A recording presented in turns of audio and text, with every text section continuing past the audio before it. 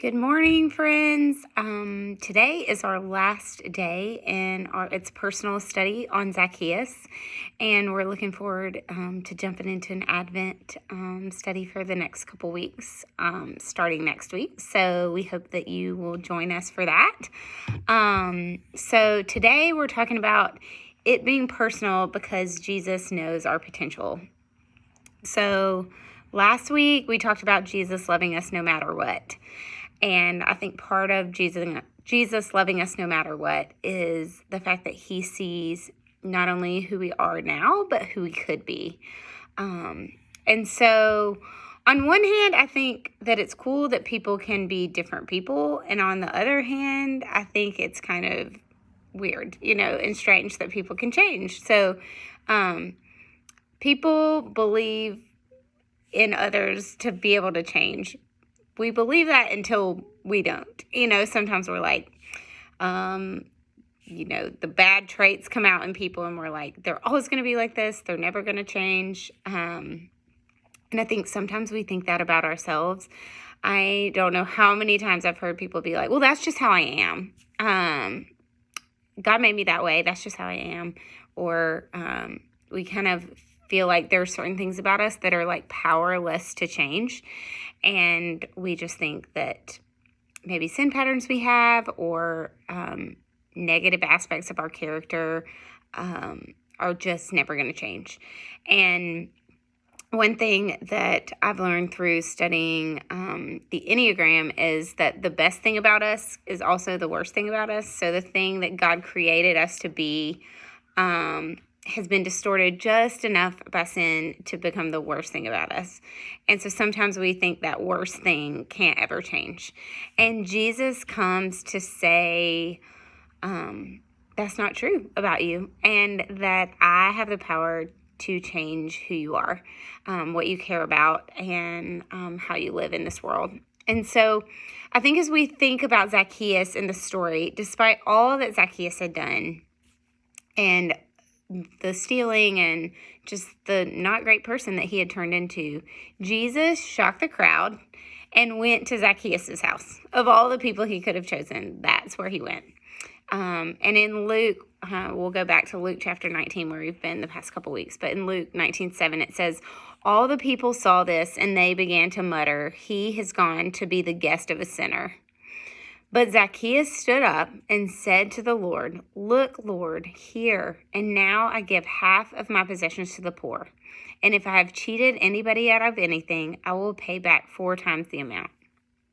So this was the outward step that was really just a reflection of what had already taken place inside of Zacchaeus' heart.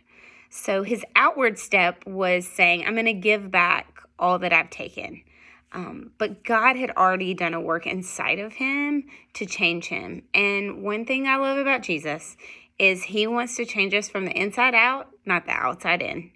And I think a lot of times we try to okay, well, if I just fix these certain things, if I, stop cheating on my test at school and start obeying my parents, or if I, stop hooking up with my boyfriend or girlfriend, or stop going to parties, or whatever it is. If I do all those things, it'll be fixed. Well, really, Jesus is like, no, I want to change your heart. And out of the heart change, those things will begin to change out of your love for me. But it's not us choosing to change them. God is going to change them through what he does inside of us. So we will begin to take those outward steps just like Zacchaeus did. So Jesus saw not only who Zacchaeus was, but he saw who Zacchaeus could be. And it helped Zacchaeus imagine a different future for himself. It helped him imagine that I don't necessarily have to keep doing what I've been doing. And I can choose Christ and what he wants for me instead of what I want for me. Because often they're two very different things. So I think when someone believes that you can be different than you are right now, it changes things. I don't know if you've ever had a friend that you felt like believed in you in that way, or your parents believed that, hey, maybe you were making C's and you were really struggling. But to have a parent say, hey, I know you can do this. Like, you're not a quitter. You can do it. and to have somebody believe in you like that, like, this is the outcome you're getting, but I believe we can have a different outcome. There's something that does inside of us, and that is what Jesus thinks about you all the time, that you have so much potential. So it's personal with Jesus here in this story because Jesus knows your potential. He doesn't ask you to change and then come to him. He says, come to me first, and we'll figure all this other stuff out. And so I love at the end of the passage in Luke 19, verse 9, it says, today salvation has come to this house because this man too is a son of Abraham. For the Son of Man came to seek and save the lost. So Jesus is basically saying, you are grafted into this fold. You are part of this story that I have written. That Abraham was part of this big plan to draw God's people to himself. And he's saying, you're a son of Abraham. You're a part of my family. You are mine. You are adopted as a son now. So Jesus walked right up to him. He treated him like he had the potential to be someone totally different than who he was. And that's what Jesus is in the business of doing. He pursues people, and he offers help and the strength for them to change into who he created them to be. When God created the earth, he had this perfect picture of who you are and who, without sin, God created you to be. And he's in the business of getting you back to that place. And in Luke it says, until Christ is formed in you. Continue this journey of faith until Christ is formed in you. You will be drawn more and more to look like him and to be like him through relationship with him. So in areas of your life where you want to be different, you can start by looking to Jesus. One of my favorite passages is in 2 Corinthians chapter 5, verse 17. If you don't have this verse memorized, write it down, put it on your mirror. But it says, therefore, if anyone is in Christ, he is a new creation. The old is gone and the new has come. So the old you, the you don't like, the you that is living in sin and choosing things not of Jesus, you don't have to live in that anymore. Christ, in relationship with him, offers new life, and you can be a new, better version of yourself through a relationship with Jesus. So change happens through the work of Jesus, not out of anything that we can do or pull off. God has to do it in us. So what can you do?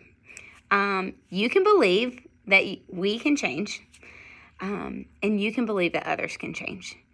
And so how might you walk alongside someone also that you see potential in, that you know God has created them for a purpose, and that you can help pull that purpose out in them and see them in a different light? So when Jesus treated Zacchaeus differently, he changed into someone the people around him could hardly recognize. I had a friend from high school that we went to Frontier Ranch together, and he didn't show up for the bus. And my Young Life leader went to his house. He'd been out partying the night before, and he got him, and he brought him home he brought him to the bus and was like, come on, you're going to camp. Hopped on the bus with us, and he met Jesus. And when he came back, no one recognized him because he had had an encounter with Christ and his life had been forever transformed. So that can happen.